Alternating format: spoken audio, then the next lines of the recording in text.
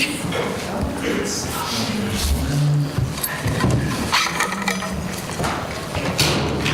like to call this meeting of the NRSD Regional School District to order and we'll stand for the Pledge of Allegiance to the flag of the United States of America and to the republic for which it stands, one nation, under God, indivisible, with liberty and justice for all.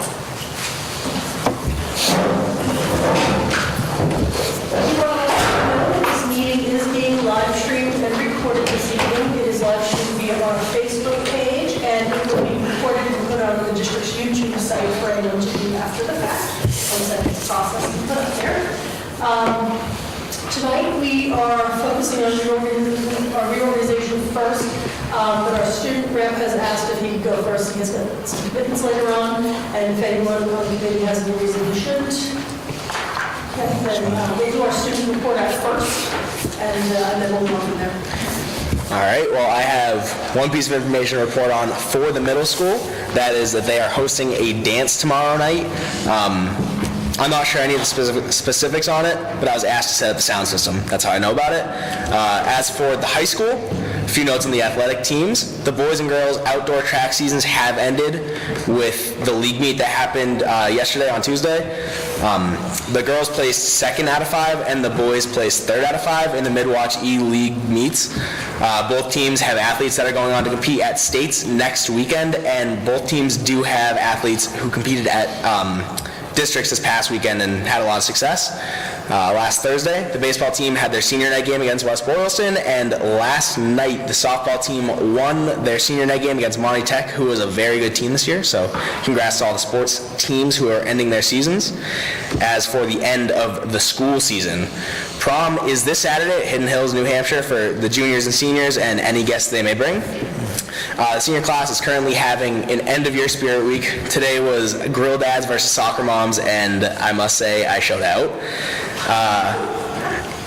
Next week, the seniors are going on the class trip to New York City, which will kick off a week of events that will culminate in graduation on Friday, June 3rd. The night before that, the newest Gansett tradition, the senior car parade, is scheduled, and it will begin at 4:30. That is June 2nd. More information will be sent out to the community as the details are finalized. I'm sure that will include the route that we're going to take. And lastly, the seniors' last day of classes is next Wednesday, the 25th of May. As for other things going on in the school, the 10th grade took math MCAS this week, and judging from the fact that they completed, I would say that was a success. Congratulations to Kylie Marion, Lauren Cucci, Zach Ramos, Tyler Richards, Julie Davis, Carly Mackay, Olivia Narcovicius, and Bear Henderson on signing on to continue their athletic careers in college, which is just a huge accomplishment for any athlete, really. And the last note is that last week, the Honor Societies inducted their newest members and acknowledged those who were inducted last year but had no formal public ceremony due to COVID-19 regulations. Congratulations to all. Anyone have any questions or comments about it? Well, thank you.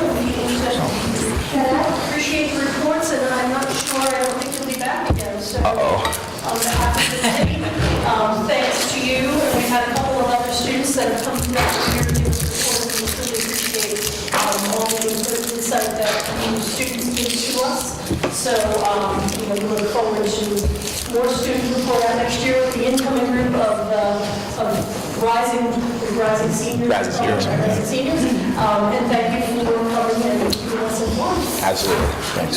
Thanks. Okay, so the next part of the meeting is the reorganization of the committee. As per our policy, up until this point, as your current chair, I serve until we nominate and elect a new chair. We are going to take nominations from the floor. We do need by law, it's our policy needs to be updated, so that is imperative. Identified.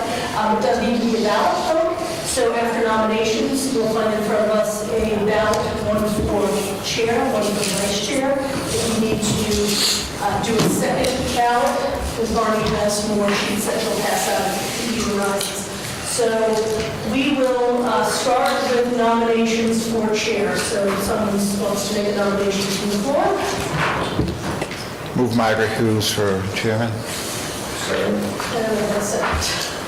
Are there any other nominations?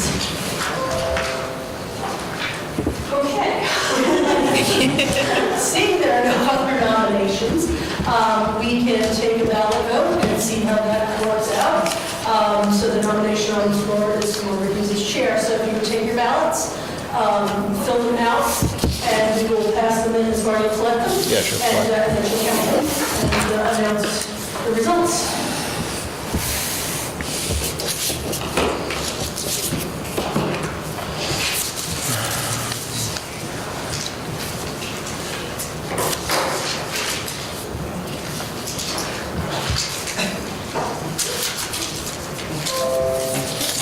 Thank you.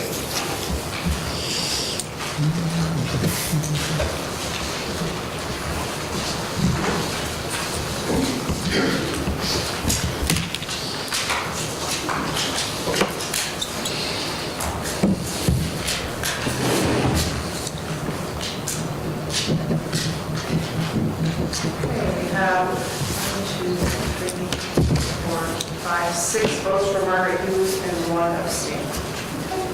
So that motion carries. So I, once again, thank you for the trust that you put in to be the servant of this assembly. And I hope that I can lead the committee through whatever we need to do in the next coming year and be there as a resource for everyone. So thank you. These are total judgment of the house. So thank you. So many other nominations from the floor. Okay, so upon election, the new chair will preside following the election of the vice chair and secretary of order. So I will then ask for a nomination from the floor for vice chair. I nominate Jen Smith for vice chair. I have a nomination for Jen Smith. Do I have a second? A couple of seconds. Any other nominations for vice chair? Okay, seeing none, we can fill out our ballot for the vice chair position. And we will elect those.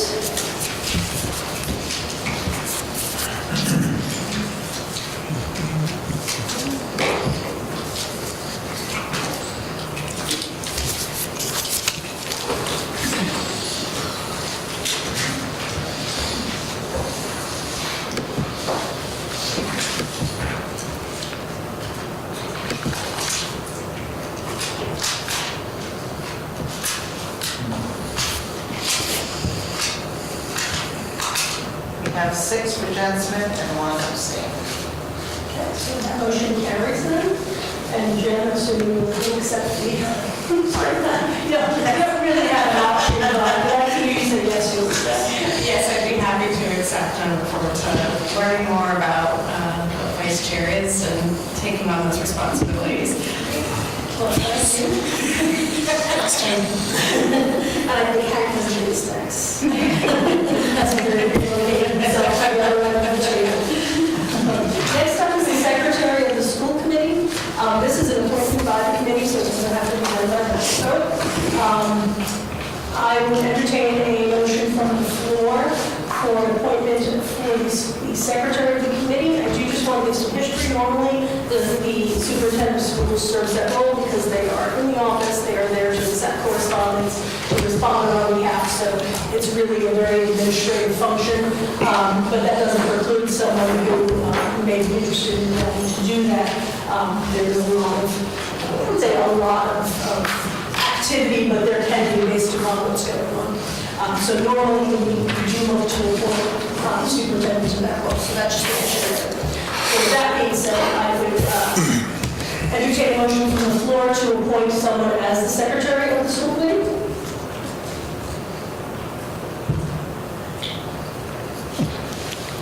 So you can appoint him. I'd like to make a motion to appoint Dr. Cassidy as secretary of the Narragansett Regional School District School Committee. Welcome.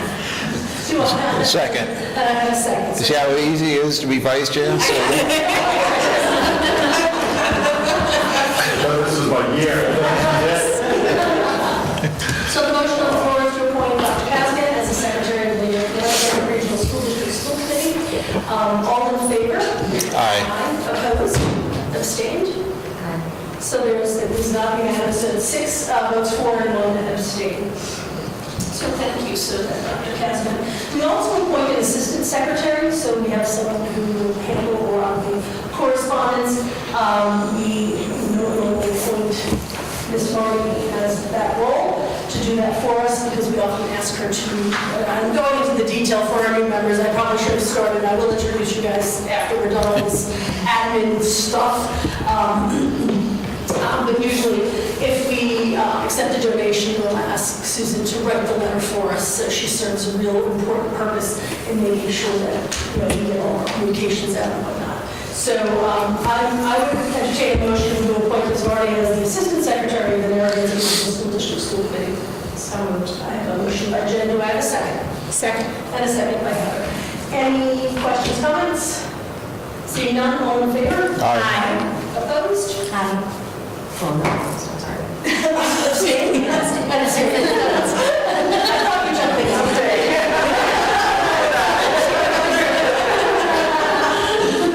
Okay, so that was a 6-4 and 1 abstained. Thank you. Okay, so the next appointment is for the NRSD delegate. This is the person who attends the Mass Association of School Committees conference in November and represents this committee as to how they will vote on the slate of issues that NASC likes to advocate for. So this person goes and they vote for the committee on whether or not to support what all of these resolutions are for. And we'll talk more about the resolutions as the year goes on and they start releasing them this year. So in the past, I have normally served. I would love to give that up to someone else. You normally had to go to the conference in November, which is held in Hyannis. Again, we'll talk more about that for you guys if you're interested.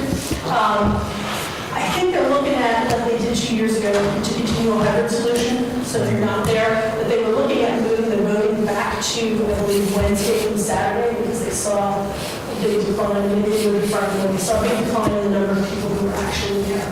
So I would entertain a motion to appoint someone for, I'm going to make a motion because I'd like to appoint Jen Smith as the NASC delegate. Second.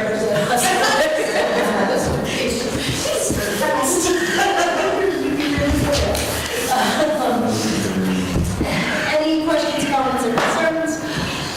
All in favor? Aye. Opposed? Abstained? Aye. So 2 abstained and 5 for that. Okay. The next is the legislative representative appointment. This is to, we do a policy concerning what we call a legislative program. It's really just bringing forth any type of issues or legislative items that are out there that are going on and keeping the community informed of what's going on.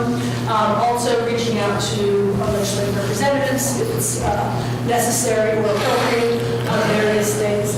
I have served that role in the past because I stay pretty plugged in with what's going on in the legislative movements and things. I will tell you, I'd be happy to do that again. If someone else wants to do that, if you can raise your hand. Is that Jeff, you're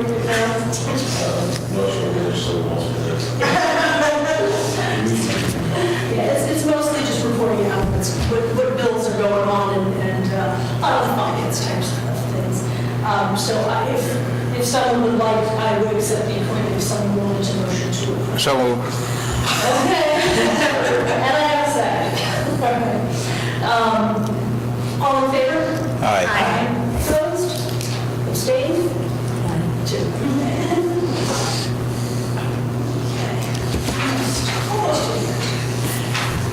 So next up is our school committee subcommittee change request.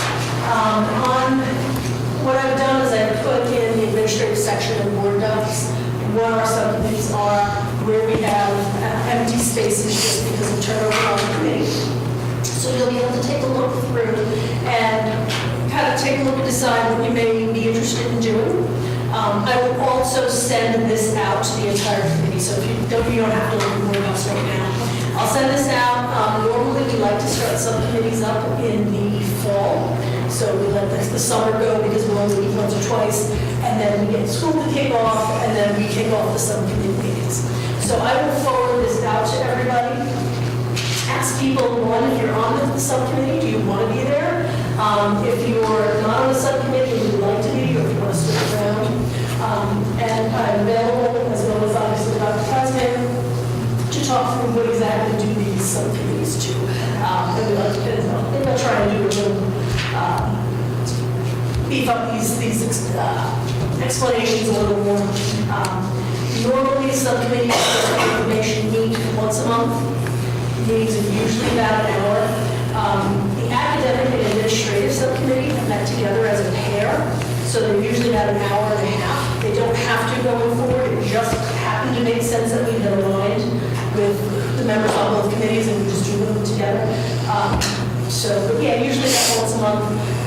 The only, and I call it a subcommittee, but it's not really a subcommittee anymore, is the warrant, which Jen is signing all of the warrants on behalf of the school committee, with changes in the recent changes in the laws, because they forgot an EMS, that's Municipal Modernization Act, whatever year it was, they forgot to include regional school districts. They since updated that, and it allows one member to approve the warrants, and then the school committee will be able to view them at a time, but we still take responsibility as a whole for everything that gets signed.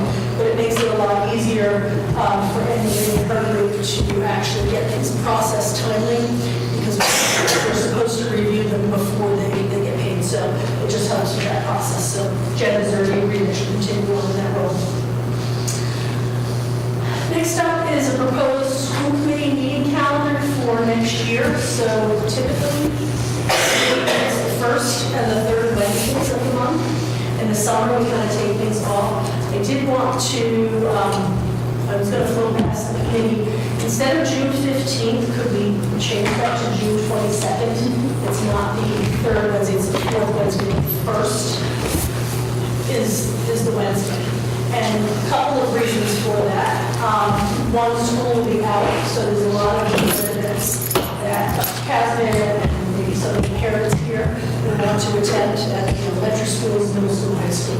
And that'll give us a chance not to have conflicts and try to juggle things. It also will get us a little closer to the fiscal year end so that Anne-Marie and her staff can get the numbers settled, so when we vote on budget line item transfers, we'll have good numbers and we'll be closer to the year to position to do that. So does anyone have any? I have one question. Will we be able to use any kind of remote option to log in if we are in Maine in a camper? I bet you we can figure that out. But I do appreciate you moving it off of my birthday. That was very, I know that wasn't really your first reason, but I do appreciate that. But I will be not in my sticks and bricks. Does that mean? Does that mean there's no cake now or something? No, so let's make the change. We'll talk about maybe figuring out that remote option. We did try it out last week. It seemed to work. Jen was remote. We have a remote participation policy anyway. And one of them is if you were out of town more than, I think it's 50 miles. Definitely choose 50 miles like that. It would qualify under the statute of the policy we have in place. And even without that, I think with the new, the open meeting law changes that have happened to encourage hybrid participation, to make meetings more productive and more transparent, because with COVID came a lot more visibility, because the meetings were being filmed and were out on Zoom, that I don't even think we need to engage the public for the remote participation policy. I like to do it because that means we're putting our policies in action. So let's do that. We'll plan on remote, and if something happens, we'll figure out what we need to do. So otherwise, this is the proposed schedule. So take a look at your calendars at our next meeting. You can probably meet on your 22nd, right? If you've got any other conflicts, just bring it up. Sometimes these weeks fall, we try to avoid vacation weeks and some other things, but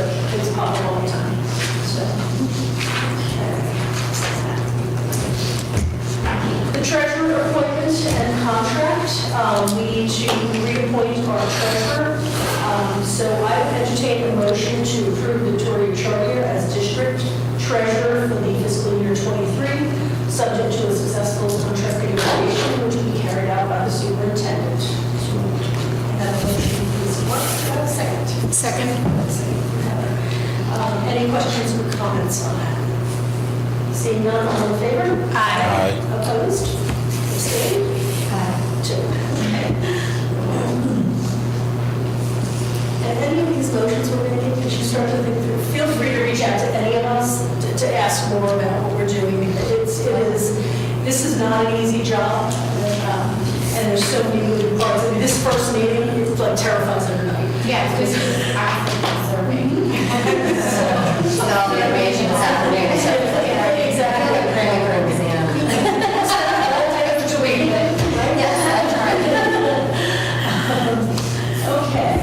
And the last reorganization motion is for the assistant treasurer position. So I would entertain a motion to appoint Chelsea Mason as the assistant treasurer for fiscal year '23. So moved. I have a motion by Janet and a second by Jeff. Any questions or comments? Those last two people are not in this room right now, correct? No. Actually, what's interesting about a little side of the treasurer, according to statute, can be a member of the school committee. Okay. It's as it's written in the law, as could the assistant treasurer. They can't report to the business manager because this is how we have separation of duties. So Anne Marie and her group do the warrants and stuff. The treasurer monitors the bank accounts. So there is a check and a balance to everything. So that is a separate way. They work hand in hand, but that's the control piece. Okay, any questions or comments? I think I've asked that already. Okay, seeing none, all in favor? Aye. Opposed? Abstained? Abstained. I have 3 abstaining and 4, so that passes, and abstained as well. So, okay. Next up, our regular business. This is something that will be on our agenda every week, or every month, every meeting, is the approval of the meeting minutes of April 27th. These were sent out to the committee, and I know the two of you obviously probably didn't have a chance to really delve into those minutes. One of the things about minutes that most people aren't aware of when they begin with the open meeting laws as it relates to, is you are okay to vote on minutes if you're not present at the meeting. So if you read the minutes and you go, yep, these look good, you can still vote for them. You can also abstain, but you don't have to abstain if you don't want to. So most people don't realize that. So I would entertain a motion to approve the meeting minutes of April 27th, 2022. So I have a motion by Jen. Do I have a second? Second. And a second by Heather. Any questions or comments on those minutes? Seeing none, all in favor? Aye. Opposed? Abstained? Aye. And 2 abstains. I would entertain a motion to approve the meeting minutes of May 4th, 2022. So moved. I have a motion by Jen. Do I have a second? Second. And a second will be that to Hank. Any questions or comments on those minutes? Seeing none, all in favor? Aye. Opposed? Abstained? Aye. I have 2 abstains.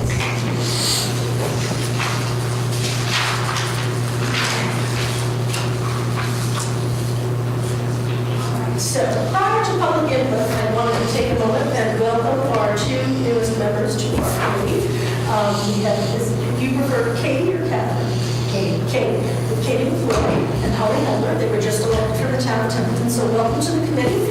We look forward to your participation and hearing your thoughts and opinions and comments on what goes on here as we work through our agenda for the year. So welcome aboard. Introduction to the community. I will need to say a few words. You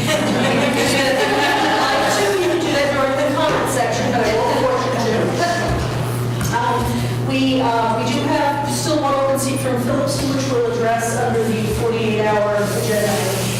We'll work to get back to that. So that introduction is over. I'm going to go to public input. Is there anyone from the public that would like to speak tonight? Seeing no public input for this evening, I'm going to go to Ms. Parker from the NDEA. If you have any words you'd like to share with us? Hello and welcome to the new members. I'm Lisa Parker. I'm a elementary math coach. I've been a teacher in the district for 33 years, and I'm also the vice president of the union. So I come to the meetings and see what's going on, and I don't have much to share. Just everybody's extremely busy at all levels, and MCAS just finished across the board, except for makeups, and now we're getting ready for all of the end of the year fun stuff and activities, field trips, field days. And the kids are ramped up, and this weather is helping. I was going to ask, have the kids gotten that little bit of spring fever with the weather change? Absolutely, but it's okay. We got this. Well, thank you, and please send our thanks to everyone involved with the MCAS testing. It is not an easy task from an administrative perspective to the teachers going to proctor, to the students taking the exam. And I don't want to get into a philosophical MCAS discussion here, there's not enough time, but it is appreciated. We have to do it, and the effort that goes into it is noted. And, you know, just tell everybody to hang in there, summer's coming. All right. Thanks. Thank you. Margaret, can we do the payroll? Did I? You skipped it. Did I skip? Thank you. You know what, I'm working off the paper instead of, sorry. That's okay. Okay, so I skipped over the regular business of the payroll. I would, sorry.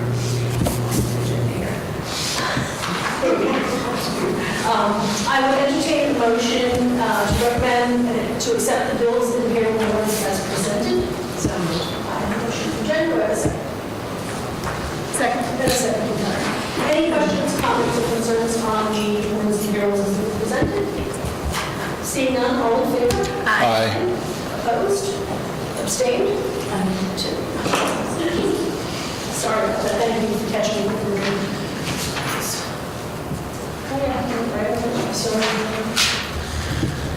Okay, now I'm going to turn things over to Dr. Callahan for a moment to talk about any budget updates for FY22 and FY23. I know that we just released their version of their budget and they're delivering now, I believe. So that's happening. So if you want to give an update where we personally are and what might impact us. Thank you, Madam Chair. So FY22, we're coming in. Treading water, coming in, as we discussed before, with a lot of the absence due to COVID. You know, we discussed the fact that we really had to tighten up and we had to watch this more closely than we've ever had before, because we were starting to sense that there may be, might not make it to June 30th. Thanks to everyone, thanks to building administration, of course, our teachers, we've been able to hang in there. Because we still have the same issues, even though it's beautiful outside. If folks are symptomatic or if they actually have COVID, we have to, of course, they can't be here, right? So, but we've been doing a lot of coverage. So as of right now, 2022 looks to be good. We'll make it. We're going to be on the plus side. It will be. State grounds heavily, but not. Yes, absolutely. FY23, obviously, we know that there are deliberations, and we're getting a lot of messages and information from ours, etc. To, you know, we hear that there are certain senators who want to see 100% of transportation covered, and they want us to, you know, for example, and they want us to reach out to our collective to show our support for that. So, but as of right now, we don't know where we're going to be. We've seen the cherry sheets came out, I think, a couple weeks, maybe a week ago, and I think we saw a $40,000 difference. It was really not anything to scream about. So we'll sit and wait. I know that there's a lot of work trying to be done to do things like, again, I mentioned transportation to increase that, circuit breaker, which is always up for is always up for someone to, to increase that amount. I'm trying to think of some of the other People can try and push free lunch. free lunch. That seems to be, there already is an amendment, or at least proposed amendment. That actually came back a while ago. It's been sitting there for a bit, and I will tell you that the Templeton Board of Selectmen have reached out to, or certain members of the Board of Selectmen have reached out to Senator Goby to really, put some pressure on delegates to do it one more year. They've done it the last two. I think that it's important for school districts are behind that as well. So we'll see. We don't know. We just never know until it's all, all comes out in the wash, which they say by the end of June, unfortunately. Yeah, at the end of June again. So we don't necessarily like that because there's a lot of scrambling at the very end in order to, if there are any changes that we need to make, but we've gone down this road before. There's a concerted push to make sure that folks remember that we will have a new governor I was going to say, we need to talk about next that, year. because that is big. And it is because when there is a new governor, there is more time allotted for the governor to submit his budget.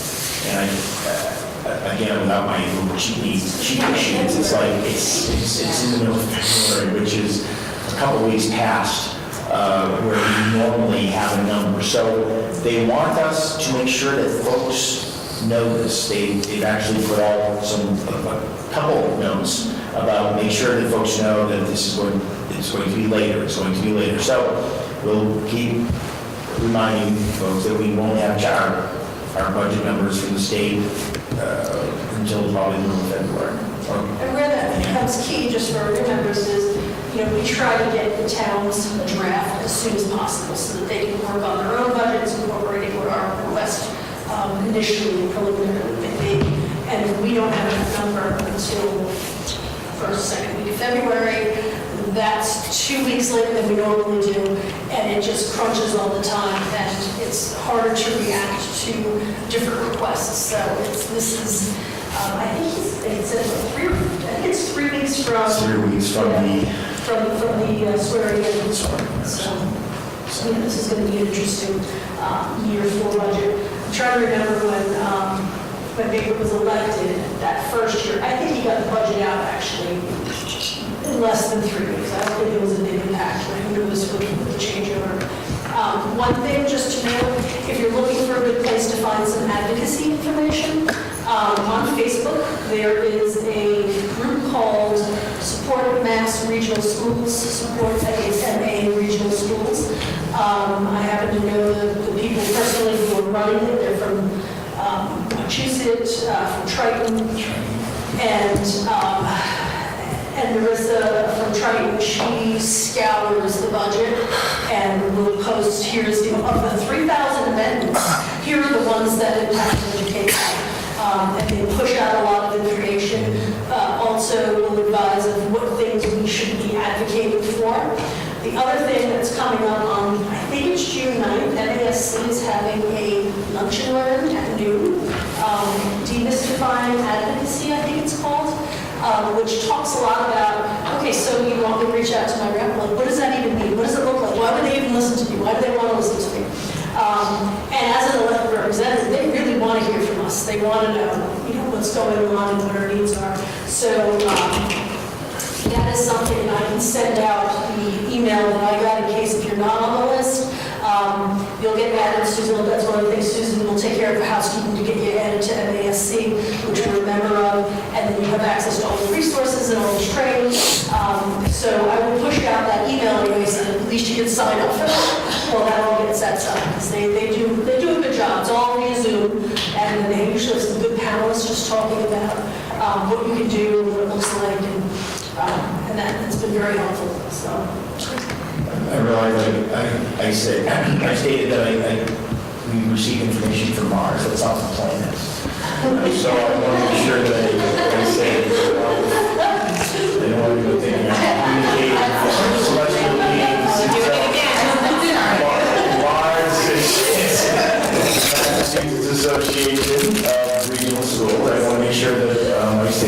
loud. Sorry, I tried to beat that out of him, that habit of speaking in. I want to make sure that There are acronyms for acronyms. Yes. And in this business, and it is, Heather's still trying to get him to come up with the guy. we don't have to create that guy. So I heard you say it, and then I thought, so you go. And at any point, just stop. Don't feel like, oh, I gotta look silly for not to ask. Because I guarantee you, most of us sit here sometimes and just go, yeah, that's great. So it's okay. Regional schools are in like a completely different like category from, say, like a single town. Right, there's probably three types, I guess we'll call it three types of schools. You have your single city or town district. Then you have your regional schools, which is a group of towns. I guess a city could be involved, there's certain. And then you have charter schools, which is another type of school. And then the fourth type, which is all of those are governed under Chapter 70. Charter schools is kind of an outlier to that, and that'll be another discussion for another time. And then you have your Chapter 74 schools, which are your voc techs. So Pomani Tech is a regional school that's made up of 18, there's a lot of towns that all go there. And the agreements are with the individual towns. So, and one of the things people don't realize is that if your town subscribes to becoming part of a regional voc tech, your comprehensive high school, which is what we are, comprehensive school district here, out of Turtles, can't offer the same trade programs that your voc tech does. So if we wanted to put a walk and auto shop back in here, they wouldn't give us a penny. You have to fund it yourself, and that's why Leominster doesn't go to Monty Tech. They have their own trade school. So it's a lot. That's probably overshare to the individual. Anything else? Any questions or comments on FY22 or FY23 at this point? Our next meeting will have kind of the end of the year reports. One of the things that the committee must do is you have to approve all line item transfers. And what that means is we will use your categories, so you'll see the reports next time. That'll show the major categories and expenses, that if we have to move money around, if we're over one category and under another, we have to approve those. Anything within the categories, and her group, superintendent, obviously, they because sometimes we might have, especially when we have multiple schools out there, and then you had a teacher here, but it's out over there, and it just, it got crazy. So we do have the line item, what do we call it? The major category, I'm sorry, not the line item. So that'll come in June, and we'll talk about what needs to happen to get our budget at the category level to all be in the black. So. All right, business manager's report, anything to add? Well, as you've noticed, there's half of them are missing because I just didn't have time. My office is a little bit crazy right now with my maternity leave. But I attached the general fund, which is the one we'll go over in June. All the red will be black for the transfers next time. And I welcome the new members or even any of the old ones. Anytime you want to come in and sit with me and go over things in more detail, feel free, just give a call and we'll set something up and you can come for a visit. Any questions or comments for everybody this point? Just send along our thanks to everybody holding down the fort. Well, You got it. there's not a lot of resources in central office. I'm sure it's something completed. And it is appreciated that everybody's pitching in to get us through over this little baby that we have. Some kind of baby. Some have it. Yes, just in case of it. Oh, that's what she's on. Cherry. Okay, all right, see, I put it together.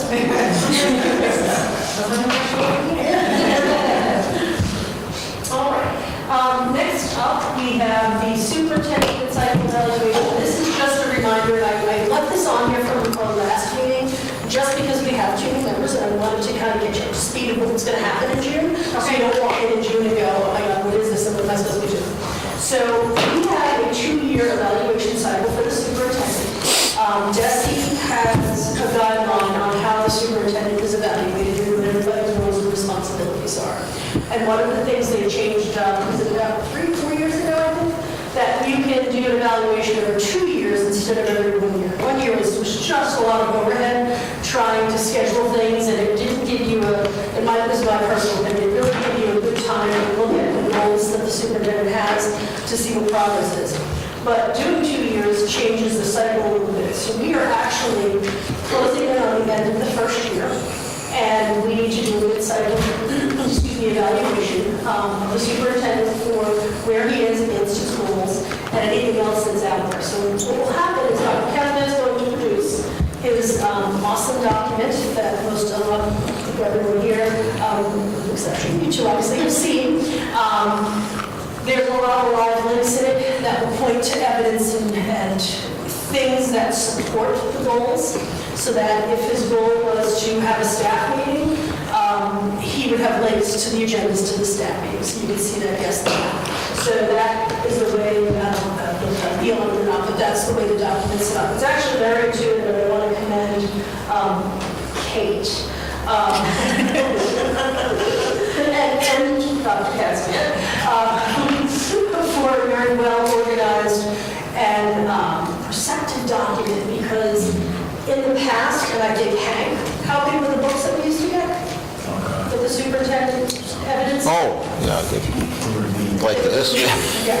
That's Paper great. copies of Yeah, a lot of paper. it. A lot of trees. So it's a lot. So what's nice is, so Dr. Kevin will put that together, and he'll have it for us before our meeting. And at that meeting, part of the regulation says that it will be a public meeting. We discuss the progress made. And what I highly encourage everybody to do, like I said this last time, is to ensure that you review the document and come with feedback, because there's nothing worse, as probably everybody knows, and especially even, I'm just thinking, when you get feedback from the kids and then you want to do your job, to sit there and say, I did all these things, and everybody goes, oh, good. Here's what you did really well, here's things that we want you to work on. So I want to encourage everybody to think through what that conversation needs to look like based upon what we have, and really have an interactive two-way discussion so that it's beneficial. How, when are we gonna get this? So we're in the meeting. So our June meeting's on the 22nd. Yeah, so I believe that's the meeting we would. Right, how quickly do you have? Yes, geez. Yeah, just because. I know, it's a lot to go through. In the middle, I gotta say that. Like, routine when So last year, I felt a little overwhelmed when I heard about it, but really they do give a sufficient amount of time. They send everything you need to go through, and it's a lot, I'll be honest with you. Yeah. And there are things that you're gonna read thoroughly, and there's gonna be things where you're like, all right, I get the point, yeah, good job. And then you'll have an opportunity to write your feedback, so you'll have an opportunity. Actually, more time. This one we don't. That was just last year, so it's all verbal. I apologize. No, that's okay. This one's just a discussion. Mid-cycle. So mid-cycle is just a discussion. But they do give, they really are very conscious of the fact that this is not our day job. It's also not our parent job, because of us who also have kids at home. And that we need some time to read and absorb. So it sounds overwhelming, but don't worry, you will have time. Madam Chair, I would also just ask, it's like drinking through a fire hose, it's when I get it, you just all this information coming at you, but we use Google Docs, and I will be very transparent to say that I never used Google Doc one day until I get to this district. So, if you're used to Google Docs and that's how we'll present it out, that's how we'll put the information out. If you need help with that, if you've never used Google Doc, I have to say it's pretty intuitive. It's pretty simple to figure out. But if you do need some a tutorial, you need some help, please come into central office. We've done this a lot, not only we've done it with a lot of people, and we'll sit down and go through the Google Drive and explain it. Everything is folder-based, but just don't hesitate, because generally that's how we're presenting law. Almost all the information that I'll share will be in the Google Drive, so. We have access to that now, right? Yes. We have it. So that that's what's available to review? There should be able to find it. And the other thing is that, as you read through, we all don't wait until that meeting. If I'm going through it, I'm like, I'll reach out and say, hey, Chris, I don't understand what this is. It provides, this way we're not coming here sometimes with no information. And especially for the two of you, I would encourage you to really, as you go through, if you have questions, to contact Dr. Casman and have a discussion. Before we understand that, maybe if there's just something that you're not, again, maybe it's acronyms, right? I have no idea what that means, or how it ties into the goal of what the thought process was, that may be helpful. And if you feel you don't have a lot to add, that's okay too. You haven't been on the committee more than at that point about 32 days. So it's okay.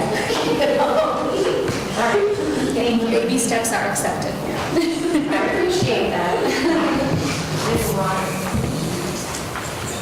School committee comments. Unless, does anybody want to go before me? No, please don't. Well, you don't have to ask me twice. I have one quick PTO update, and then I want to talk about Templeton Elementary. Wanted to just say thank all the families, parents, caregivers, grandfathers, aunts, and uncles that came with, helped escort a child to one of our Dance Discover Decided events. Between the two events, our guest list totaled 485.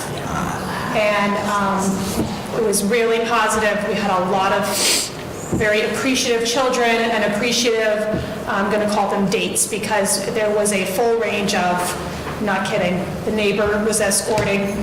We had one man we were all in love with. It was a grandfather who drove from Vermont to take his granddaughter to one of these events. So we had fun. It felt really good to get it done and under our belt, and kind of felt like we're coming back to life. But so that was great, and we're looking forward to a good next year. Over at the elementary school, tomorrow night we have our art show. It's from 4:30 to 6:30. It's self-guided in the elementary school. The students know where to go because they have been working throughout the week to hang their artwork up in the hallways. I can't wait to see what else goes up in the next 2 days for art. Well, I shouldn't say 2 days because it's tomorrow night. But I've actually been hanging out at the school all week because we've been having our book fair this week. During the morning hours, students have been able to come through to either preview the book fair or purchase books. The book fair will be open to families as well tomorrow night during the art show. So we're going to be on the second floor for the book fair, which is in the creative makerspace right across from the library, right in the middle, so we're easy to find. So that, again, that's tomorrow at the art show from 4:30 to 6:30. And wanted to put one sort of shout out and thanks to staff members, because staff members in the PTO have been, there's been an outpouring of support for students who maybe are not going to be able to purchase a book at the book fair. We're working to take care of those students. And again, it started with staff, and the PTO is always happy to join in as well. So we're working that by Friday we hope to have seen all the students and helped them receive a book. The last exciting tidbit is that the Memorial Day program is going to be happening this year, May 27th, 10 a.m. here at the high school. That's it. Congratulations on those events. I know that you were really trying to figure out how it was all going to come together. It sounds like it was a great time. The Animal Adventures one in particular, the RSVPs doubled overnight a couple of days before. And you can't say no, especially when there's a little child behind it. So we worked very hard to actually arrange a second show that day and split the crowd up. So it was a lot of work. But we're ready for the next thing. Well, the center of PTO, the staff and everybody in the school, obviously that works hand in hand with you guys too. It's a great collaboration. That art show, maybe we can get some pictures up on the Facebook. Because I'd be fun to see. I don't know if I'll be able to get there tomorrow. But it'd be a lot of There fun. will be a couple of parents there tomorrow, so we'd be happy to take Yes, some photos. there'll be some Send photos. them to anyone. That'd be great. It's not that awesome. Anyone else have any comments? I'll say a few words because I always have something to say.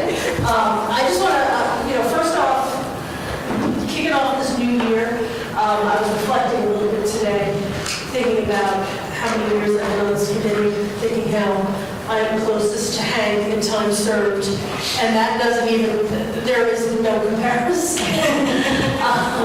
And just what an enriching part of my life this role has been, and how the focus the committee's had in moving the district forward, hearing some of our former members and the comments they said before they left, and the impact they feel like they could have them, they had on the school, and it was nice to hear. It's been challenging at times, but we always managed to pull together as a group to move the district in the right direction. I'm really excited about our strategic plan, working on a year set of goals and trying to improve them, looking at not dealing with some of the distractions that we've had on the outside, just to focus on making this district the best it can be and focus on student success. So I was getting a little tired last year, but I'm a little re-energized for this upcoming year to really continue moving forward. And I know we're going to have you for one more meeting. Kate will be missed. I look forward, obviously, to Ronald coming in as your replacement. But you have been a big part of that movement. So in case I forget to tell you in June, I want that publicly said.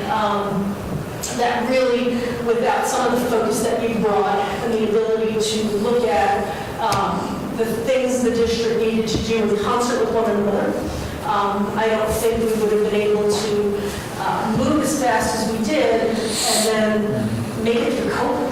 I mean, that's the other thing, is I'm still, I look back at what happened, and all of a sudden, in March, we had to meet, and that was it. We closed the school down. And I remember a meeting right before that, and we were talking about, hey, there's this virus going on, what are we going to do? And then the call comes, so I'm excited, and I'm very hopeful that the next year is going to continue that momentum moving forward. So that's what I would like to say. And I would also like to give a shout out to our athletics. The other thing that I've seen out there that wasn't mentioned is cheerleading. I think is having their tryouts in the next couple of weeks. Sign-ups for fall sports will happen in mid-June. They'll open up. So parents and students be on the lookout for that, so we can get moving with getting our teams together for next year. It'll be really nice to hopefully have a year where we don't have to put any protocols in place. So maybe basketball season can have fans the entire season. Maybe football, we can have 1 or 2 home games. So it hopefully is going to kick off a very exciting year full of getting back to just the things we do and the things we do well. So that's all for now. We do have a certain side, it's on the list. So we're going to do on new business. I would entertain a motion to surplus the old/retired sign in front of the middle school, high school complex. That would be the one you stick the letters in correct. And no longer holds the letters. Well, that would be the intention there. So I would entertain that motion.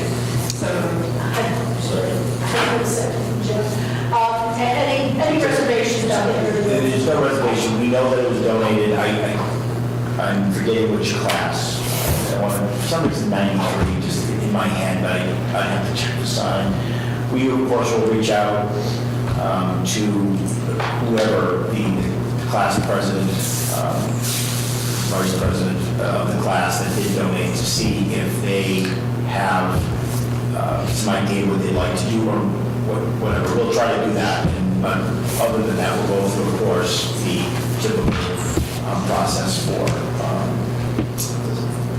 Just for our new members, could we, and we, could you just tell, what is the process of the surplus?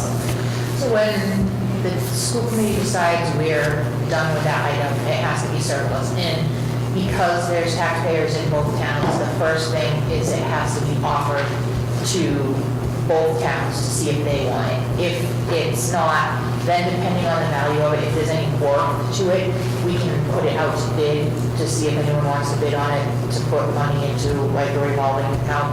Or most of the time when we get rid of stuff, it's junk. And it's just dumpster or recycled. If I could just add to that too, on the occasions that it is just real junk to begin with, we don't offer it to the towns, like if we're getting rid of broken computers and things like that, the offers don't go out to the towns. If it's not service, it can't be used. It's not something like reused, it's just, So we have a motion and a second, correct? Any questions or comments on the item? It is that sign that we used to have before we got the electronic sign. It's the one that used to have the letters that used to fall out. it's a little plastic. Okay, that's what I thought. Yeah, no, Yeah. any, Want to see that?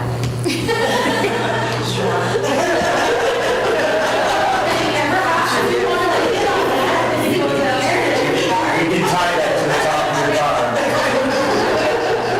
yeah, you could roll it right out. We really like to drive by and see the new one being built. So Yes, it's it is for a while. I do have a question on this. What kind of time is it exact? It seems it runs a little 2 minutes off. But maybe not a few minutes off. Well, and that might be, it just does it automatically, the program, so I'm not sure where it's from. I digress, I'm sorry. Time is relative, Madam Chair. I mean, it's 2 trains a Is leader. it fast or slow? I think it's ahead. Well, that's okay then. I know, emails. Kids are always late, I don't know why. Anyway, I'm sorry. All those in favor of surplusing that old sign, say aye. Aye. Opposed, abstained, so that was unanimous. The last item on the business is the adult lunch price increase. I'm going to let Emery talk a little bit about what happened, why it was identified we need to do this, and then the motion on the change that we told we need to do. So in March, our cafeteria program had an audit from Desi. It happened, I don't know how many years. It kind of COVID sort of skewed their schedule, but for whatever, it was our turn this year. And overall, the school lunch program came out very favorable. One of the items that they identified that needed addressing was the price of our school lunch. It's not high enough compared to our student lunch. So that's what this item is to increase the price of our adult lunch to $4.75. What is it currently? $3.50 or something. So it was, and that's not much higher than the student lunch. So they it was a ratio that they were making for town. The adult lunch is like short staff. Yes. So with that, I would entertain a motion to increase the adult lunch price to $4.75. So, Jen, do we have a second? Second. I have a second. Any additional questions or comments on that? All in favor? Aye. Opposed? Abstained? Okay, so thank you. Thank you for reading that audit. Please thank you, Mr. Pedraza, as well, because I know that we often overlook the little things that are so important to our kids, research and all those things. We all know that they can't start their day and have the lunch of the day. They can't learn if you don't take it. So that's very important.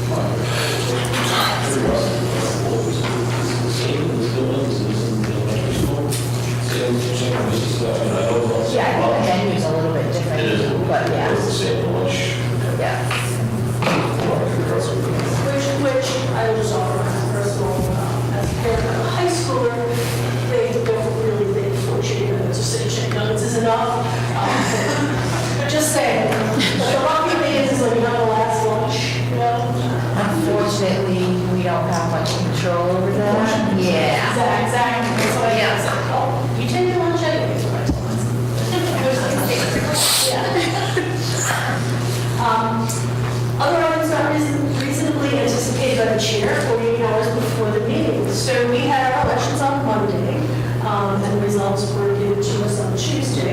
As a result of the elections, we actually have an open seat in Phillipston, which was the 2-year seat.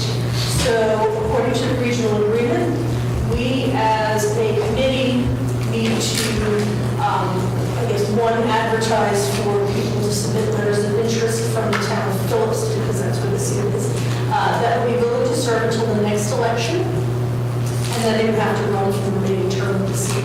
That was a 2-year seat, so if we appoint someone, they would serve till May, they'd have to then take papers out to run for that additional 1 year of that term. That's how that works. So I wanted to bring that up because that is within the 48-hour time frame, since we just started yesterday. What I would like to propose is that we put out a notice like we've done in the past. We submit that to several different places. I don't know if we can get it into the Phillipston newsletter for June. We might still get, there might be a day or two to get that done. Ellie takes care of that, maybe we can get that in. We'll reach out to the town of Phillipston. We put it on Facebook. So we have the advertising, I'll call it, already set. So we did want to let the committee know that we would be doing that. The hope is that potentially at that June meeting, we would have some interested candidates. We would ask them to come in. We would interview them. And then this committee would vote on who we would like to appoint for that until May, so it's almost a full year to that seat. So that's what our hopes are, and we'll get some interested candidates. So does anyone have any concerns about doing that or want to offer any commentary? It's the process, so Susan, if you would mind, we'll get that put out there and there. Next up, superintendent report. So I'll toss this over to you if you want to talk a little bit about school choice 2, where numbers are looking like, you want to throw that in. Absolutely. And regional agreement, and we have with the committee. Thank you. So I'll just briefly talk about the school choice applications. I'm just looking at the list. So a couple meetings back, we opened up the portal, so to speak. Folks have, put in their request across the board, and we, again, just to go over this for those who will see this for the first time, maybe just the meeting, is that we really held off taking any students at this point at the elementary level in terms of school choice students. Reason being is that we have 5 teachers, one at every level, that are only supported through ESSER funds. They are not part of the chapters, our local budget, and so will only happen for a year unless something were to change. So last, or a couple meetings ago, we talked about what would those numbers look like. If going with the numbers from April, which means every month we do a census report, they'd be anywhere from 20 to 30 kids if there were only 4 teachers per grade. So just that's a quick, as a quick, summary of why we did not. My recommendation was not to accept any students at this point anyway on the elementary level. They are open 5 through 12, and we talked about seats and numbers and opportunities to do that. So currently, if I were to overall, the total number of applicants thus far is 27. 15 of those would be eligible, just given from 5 to 12. We will again watch, and then next month, June, we'll talk about this again as we normally have done.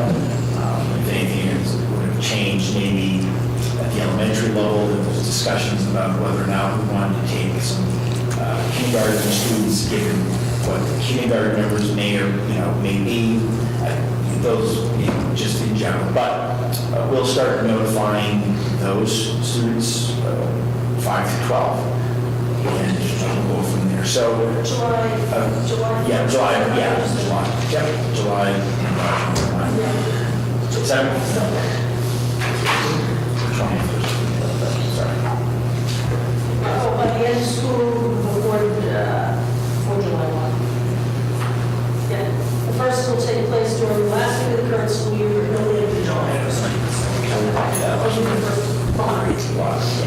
and we actually do that as we discussed, in the number of seats, and however many students have applied. So that's where we're at right now.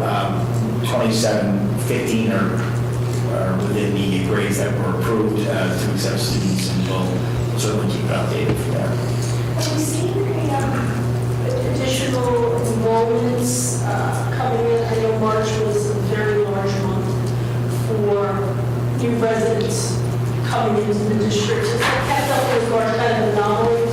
March was interesting. I believe it was, how many total was it?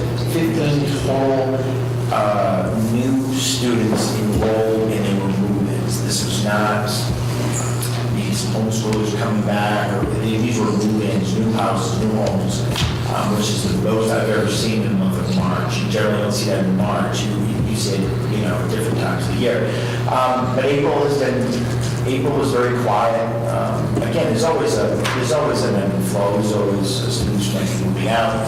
Again, onesies, twosies, but nothing like March. So it's been pretty steady, at least so far. May we'll start seeing, if tradition holds, we'll start seeing an uptick July and certainly August. In June is our third largest month because folks just want to get their students at least enrolled, get into the swing of things, if nothing else. So we'll keep updated as we do. But no, nothing April so far in May has really been cause for either concern or to report. So are exceptions made for the siblings for school choice, the school So choice? so we have a whole policy on school choice and how we have to administer it.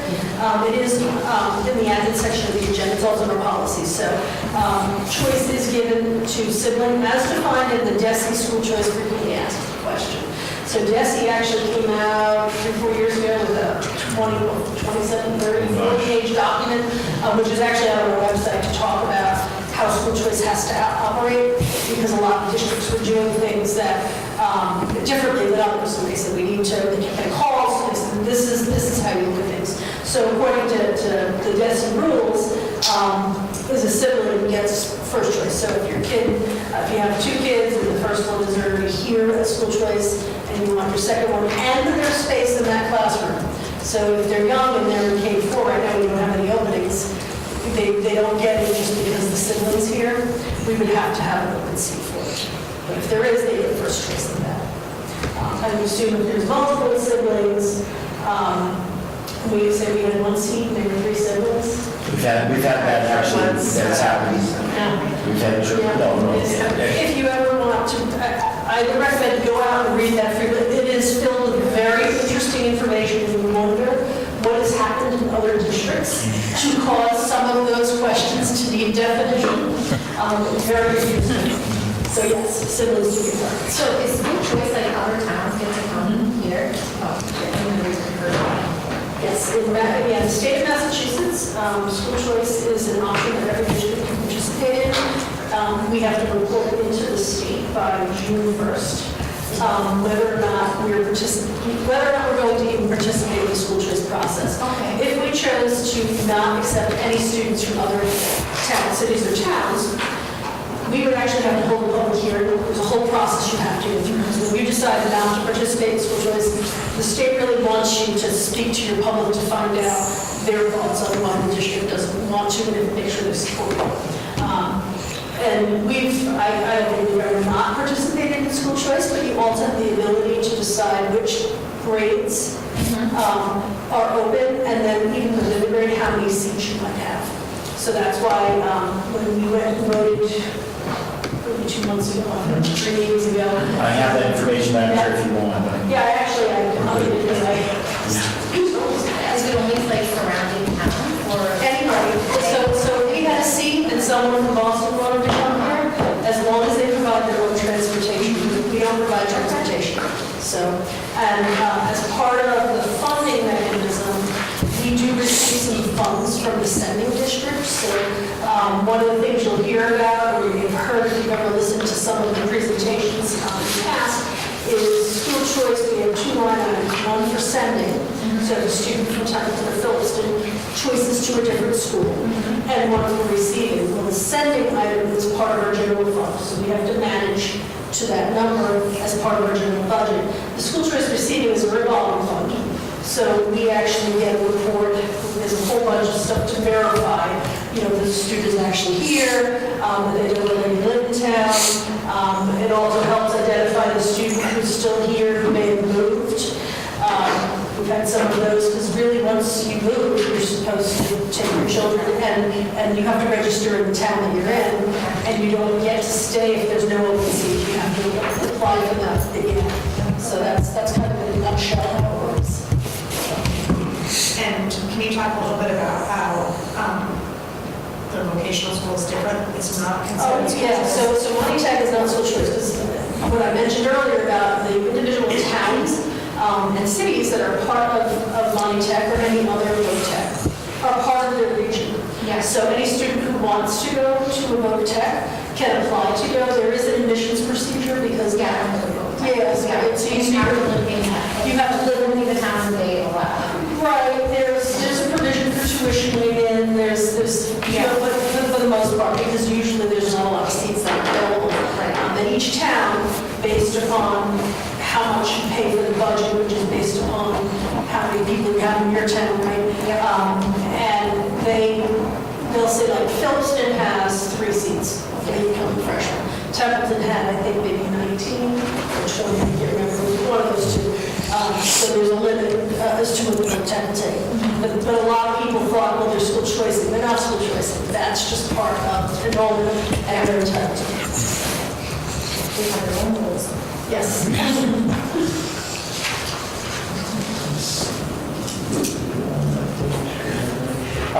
So the regional agreement amendment committee of the RAC,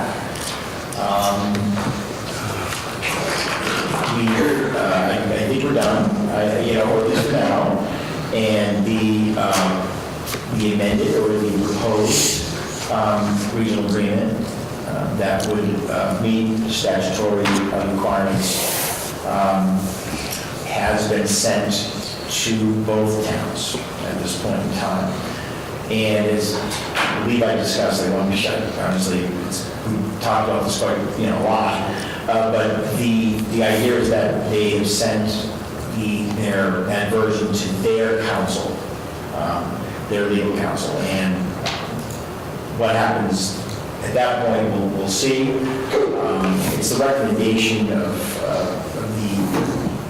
our consultants that we should obviously wait for both Templeton and Phillipston to have their attorneys look at the RAC agreement before the school committee were to vote on the agreement itself, given that anything could change, or a lot could change, or nothing could change, something could change.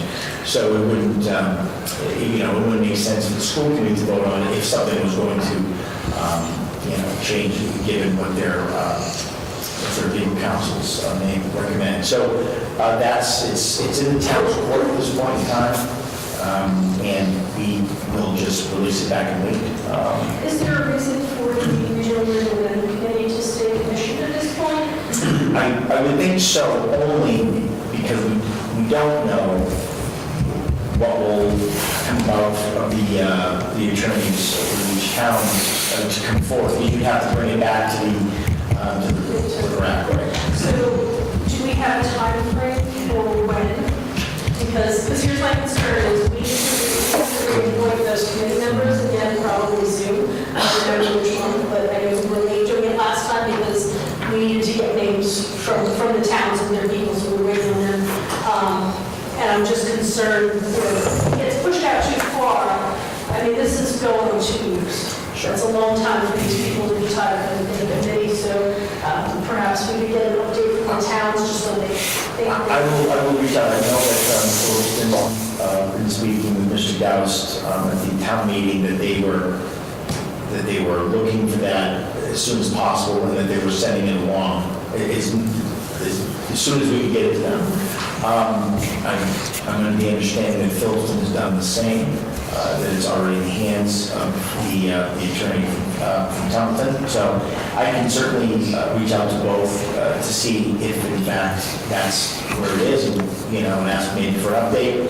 But that's all I know at this point. Do you want to play the smart Let's, I would let's get an update first if they seem to be driven. I mean, because we need to remember that the Regional Agreement Amendment Committee is a subcommittee, an advisory committee to the school committee. That is our subcommittee. It is not the town subcommittee. So we have the ability to provision, you know, timelines and other things to get this work done. We pay a lot of money to facilitators to come and help us get this done. So I would hate for it to just land on a desk and not get moved forward. There's a lot of really great work that is done into it, and we really need to make sure that everyone's on board and moving that agenda. I'm sure now that the election's over and, you know, the select board is in place and whatnot, that'll help as well. So yes, if you, next time, if you want to give us an update on what you say, then we can, I think, judge you appropriately, we can decide if, the elections, some of the members of the RAC have changed. I know in one case, that's absolutely the case. yes, yes. We have access to see committee reports. So all of their meetings are out there to the news. If you want to watch their meetings, they're on the website. There's a whole tab for Yeah, they're on the their YouTube channel, district YouTube Yeah. channel, all the names are there, that's the easiest way to get to that. And then I know I've seen, and I just don't remember in what context I've seen the marked up version. Perhaps we can send that out to the entire committee again, just to take a look at what was given to the towns to send off to their council. There's a red line version. A lot of the information is because ed reform in 1993 happened. Some of the changes from that didn't get put into the agreement that was updated in 2004. Plus, there's been other legal changes. One of the things that our facilitators were able to do was work with DESE, Department of Elementary and Secondary Education, and with their regional schools people along with them. So everything in this red line version, they've said, this looks good to us. It does go through their legal, I think they sent it through their legal along the way. So the last step to the way that our agreement works is that the school committee has to approve it. The two towns at town meeting would have to vote favorably for the updated agreement. Then it gets sent off to DESE, and it will be under review once again by Christine Lynch and Michelle Griffin, who are the regional school people up at DESE. And until the commissioner signs off, which he won't, until they look at it and the legal team say yes, it doesn't get updated. If the commissioner or the legal team decide there's something wrong and they don't like it, they will take it back. So that is the final step. So even by the time town meetings happen, and Phillipston doesn't typically have a fall town meeting, it could be May before we get to that point, and the commissioner could then decide, well, you know, legal just told me this. You know, it's almost a very painful process, but it's so important. There's a lot of really good updates to the agreement that this committee's worked very hard on. Hank and Jeff have been our school committee reps on the committee. Each town has someone from the select board, the FinCom, or advisory committee, some community reps. So there's been a good cross-section of people that have participated in the discussions to come up with what these changes are. So, yeah, we can get that sent out to the community so that everybody can look at it. Susan, she's already on Before it was on the towns, Christine and Michelle did already look at it. They did look at it, so they got that number. So they'll have to do a brief review back with any comments or changes. But and then the community unanimously vote to approve it before it was in town. So that's one of the. So we have a good document. We have a good document. Desi seems to like. And that's why we're pushing it. Yeah.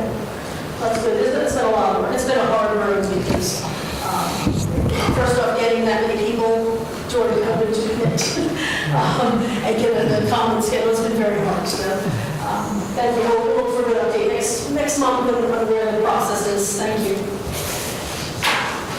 Just as an FYI, advisory committees to the school committee, we create it and then we have to decommission it once they're done to make it official that they no longer exist. And typically it's a year-long process. You have to reappoint after a year the members that are on the committee. So that's kind of where some of that conversation was. Anything else? Madam Chair, that's it. Footsteps to Brilliance. Kate, you were going to give us a little walkthrough of Footsteps to Brilliance. If you maybe want to start at the beginning, just to make sure that it's been a while since we talked about it. So. It has.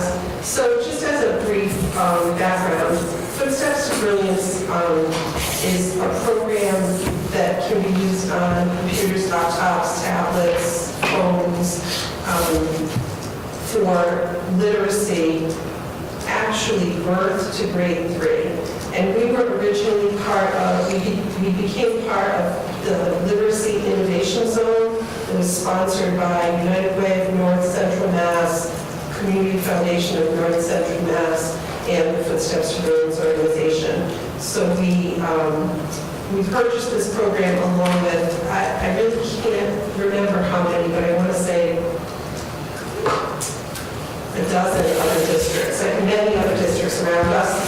When we purchased it with substantial funding from United Way and the Community Foundation of North Central Mass, it enabled us to provide this literacy application to families who live in Templeton and Phillipston. And all of the other towns around us also have done this, so there's this geographic area that's pretty widespread around us that's included. So, they say birth to grade 3. Obviously, we're not putting babies on phones, but as soon as kids are on a phone or a tablet, they can use this program. They're called community users, and then when they come to school, they become school users. That's the data that I'm reporting to you. And it has, really the focus is early literacy skills. The whole point of the innovation zone was to raise the literacy rates in this area. So you should have a document attached to your agenda. And I included some things that I haven't included in the past, but I included a couple new things. So as of May, just for this year from August really until now, our kids have read almost 5 million words.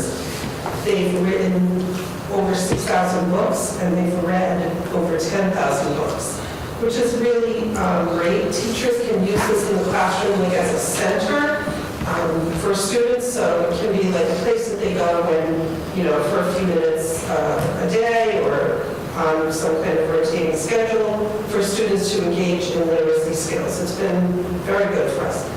This time I also added growth charts for reading comprehension. This was something I don't know that they had before, and they broke down the literacy skills into the categories on these charts. So it's reading comprehension, logic and reasoning, language, phonics, and phonological awareness. And really what I want you to see on all of those charts is that the line is going up. That's really what they want to see. They started in one place, and in most cases they started in a decent place. We've talked about that 80% proficiency number in the past. That's really what you're looking for. But from the beginning of this being measured until the most recent measure, all of the slopes are positive. And that's really what I wanted you to see out of that for the skills that it measures. Teachers use it. There's no mandate really that they have to use it so many minutes or everybody has to use it. So they use it at their professional discretion. And some teachers use it a lot, and particularly in the lower grades, kindergarten, first grade, you're going to see a lot more usage. Second grade will taper off, third grade will taper off even more. So that's really the Footsteps to Brilliance piece. I do want to add one piece of something that was kind of exciting this week to do with Project Lead the Way, if I may. So, I have to open my notes. So So Mr. Gagnon, who, as you know, has been right at the ground level with everything related to STEM, and we now have 3 teachers at the high school, a middle school teacher, and many teachers at the elementary who are teaching STEM through Project Lead the Way, pre-K to 12, right? But Mr. Gagnon really was the first in the door with me and really helped. So he teaches automation and robotics to grade 8 students, and he started this pull toy activity and included younger students from grades 1 and 2 when we had TC down in the back hallway, right? And this year, I don't think we were able to do it last year because of COVID, but this year, he and Brad took the vans and took his 8th grade class to Templeton Elementary School, and they did this pull toy parade. So as a culminating activity in automation and robotics, the 8th graders developed pull toys, they designed them and built them. And they have certain characteristics, so they're not gonna look like, you know, a puppy that you picture, you know, with the string that you did, right? But they're on platforms and they're using, you know, the robotics pieces, and they have to, I don't know, they have to have a theme, and they have to decorate them, but more importantly, they have to understand the mechanism inside a pull toy that makes the legs move and makes things go up and down, makes the tail wag and so forth. So they have to have movement, it has to have different levels, like there's all kinds of features that these pull toys have to have. So Mr. Gagnon took his students down to Templeton Elementary, and he's so good with the young ones, right? He had the little puppy, and he pulled that, you know, and he talks, he said, I don't know if you've seen this, but, you know, inside this puppy, there are things that make it move, and so my students, and he kind of explained it from that point of view. And then the kids in 1st and 2nd grade get a little rubric on a sheet of paper that has 4 categories, and it has a smiley face, a face with like a straight mouth, and then a frown. And for each of the categories, the 8th graders have to individually parade their pull toy in front of the 1st and 2nd graders, and the 1st and 2nd graders sit there very like enthralled, and they rate them by coloring in the circles. It's the most adorable thing you can imagine. And Susan will be posting there are photos, and there might even be a video posted. Stress for these 8th graders, Well, I want to say, Madam Chair, that if someone has been evaluated a good portion of my life, there is no evaluation so cruel than to receive from a frowny face from a first grader. These 8th graders we have to actually talk with them afterwards, because if you're that's a tough crowd, 1st and 2nd graders. It is. And they evaluate very, very tough. Very honestly. And Mr. Gagnon multiple times, because he did this with 3 different classes, and I observed it happening, and I was the photographer. He multiple times said to them, I want you to be honest, like, you know, it's okay if you like it or you don't like it. I mean, do they know what construction is, whatever, but do you like the thing? And they had Peppa Pig, there's Barbie, and all these different things on the pull toys. It was really, you could see in the 4 categories, you know, they weren't just filling in all smiling faces. Like, they had smiley faces, but then this one over here was like, no, not really digging that piece of it. I mean, you're right, they're hard, they're a tough audience. They're a tough crowd. There's something that, But it was so worth it. I mean, you know, it's one event, but we've received over just about $175,000 in grants for Project Lead the Way over the last few years, and it's just a really good example of how, you know, we're connecting the lower grades and the upper grades. So I felt like I had to share that. Please take a look at Facebook if you haven't already. we're only one of 11 districts in the state that have a K through 12 program. Yeah. So that's, I know we bring up a lot, but that's, you know, it's hard to do. So I should mention, I spoke with someone at the 1-8 Foundation. So Project Lead the Way is affiliated with the 1-8 Foundation and WPI. And 1-8 Foundation provides a lot of the funding. So they are doing this research project and they interviewed me today. And I say Project Lead the Way a lot, but I don't say 1-8 Foundation a lot. And I feel like I should correct that maybe a little bit because they really are partners in the work. Oh, and Mass STEM Hub, 3 of them. 1-8 Foundation, Mass STEM Hub, Project Lead the Way. Yeah, it's awesome. Is that 1-8 ONE number 8? Yes, ONE number 8. Thank you. Yes. They were asking me today, you know, what my experience has been and so forth, because I've been doing this work a number of years, and even before I came here with Project Lead the Way and 1-8 Foundation and STEM Hub, but they asked what would be useful for them additionally to put money into. And I had some words for that. Had some ideas on that score. And that's great because being 111 schools, you know, the money, I know we incorporated into the curriculum, we bought equipment, these things. What's the next step? So that's awesome that they've actually gone to the people who were using the program to ask. Yeah, and they're even branching out from STEM, like they have a math program they're now subsidizing, you know, districts to use, and what other buckets would be beneficial to districts to see them put funding into, so that was good. Thank you. I'm going to ask you a leading question just because I think it's important. We haven't talked about Footsteps to Brilliance in a while. Sure. And with our new members, I don't know what they know about Footsteps to Brilliance. Can you talk a little bit, I think that's a leading question, about why Footsteps to Brilliance came into effect? Because I know the number of words kids are exposed to in the economics in the region. So if you could just spend a couple of minutes talking about that, I think it would give some good context. So I have to be honest, really, Dr. Cassidy first brought Footsteps to Brilliance to my awareness as part of something that was really growing in this area, but the reason behind it is that, and I can't really quote the statistics, but kids' outcomes in literacy are really dependent on their exposure to vocabulary from a young age, and there's a lot of research that shows that students from impoverished families are exposed to fewer words, they get to school and their reading is behind, and so forth. And so Footsteps to Brilliance really is a way that we can narrow that gap, that we can really combat that problem.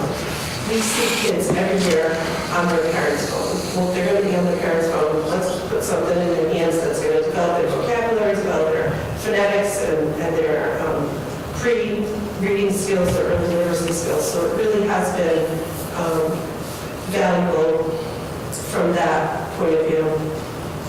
If someone in the community who hasn't started school yet wanted to get access, they would.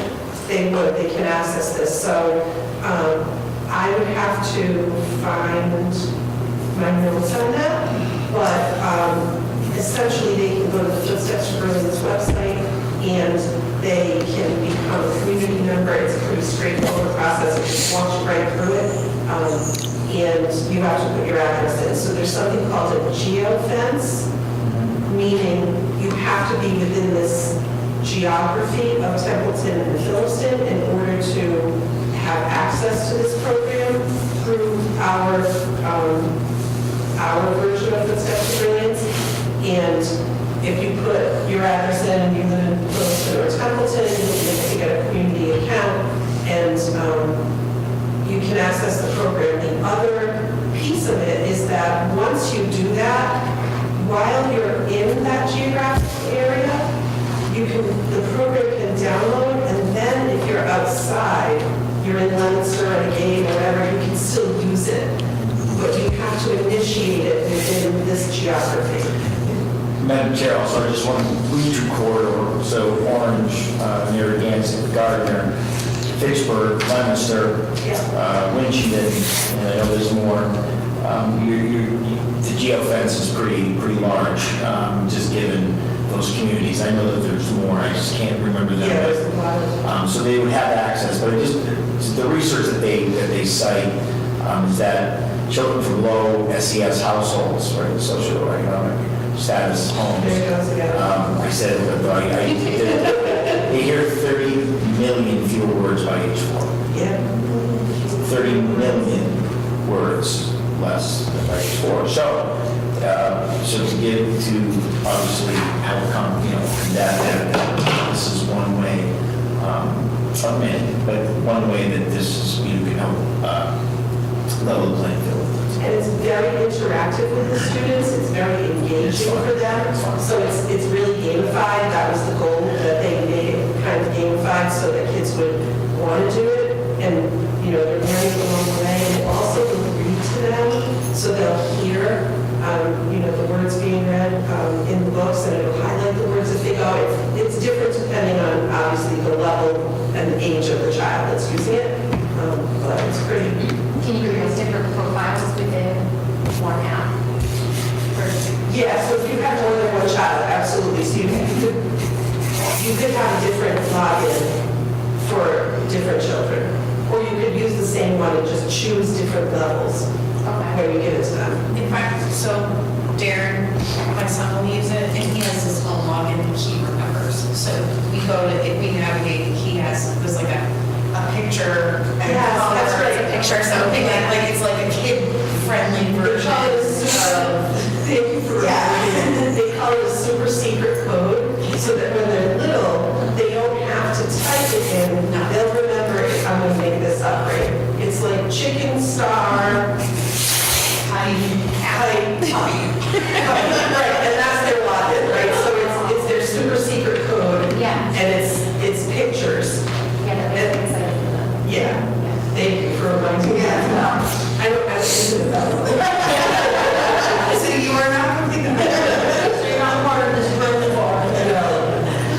Just one other thing, because I think it's fascinating. They create books as well. They create That to me books. is like the coolest feature. They can drag illustrations in, and they can drag backgrounds in, and then they can draw over them, and there's all kinds of nice features.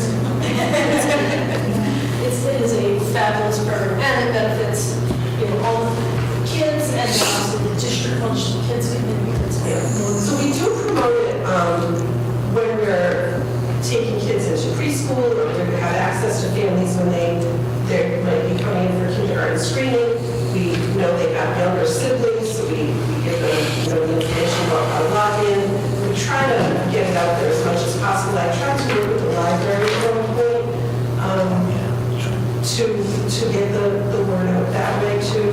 But if you just email me, I'll get it.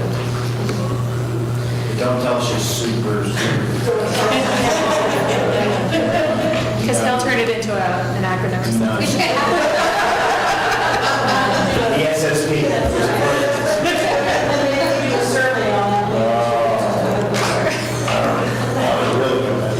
Anyone have any questions or comments for Kate? Great information. All right, so next up we have our subcommittee reports. First up is the finance. Looking at Hank and Jeff, we did meet recently. I don't think there was anything that talked about that hasn't been covered here already. Nothing new. Oh, Yeah, that's. I don't have the information, so maybe I should just pass it around. yeah. It was due, the topic was, We're going to talk about the June fees. It's actually on the list. Because in June, one of the things that we do in June is we update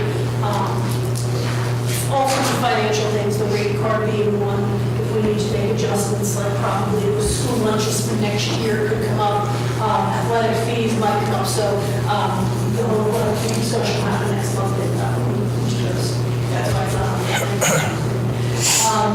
Facilities. I do have a note here that there might be potential votes, so I'm going to turn this over to whoever has Jeff Callahan, whoever wants to